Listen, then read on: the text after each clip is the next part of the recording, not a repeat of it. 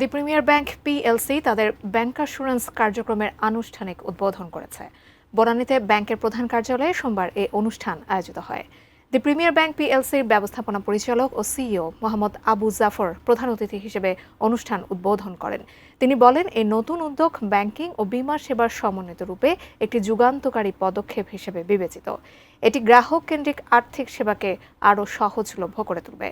অনুষ্ঠানে বিশেষ অতিথি হিসেবে উপস্থিত ছিলেন অতিরিক্ত ব্যবস্থাপনা পরিচালক সৈয়দ নওশের আলী, এলআইসি বাংলাদেশের ব্যবস্থাপনা পরিচালক ও সিইও শাশ্বত রায় এবং প্রগতি ইন্স্যুরেন্স লিমিটেডের deputy managing director Papia Rahman.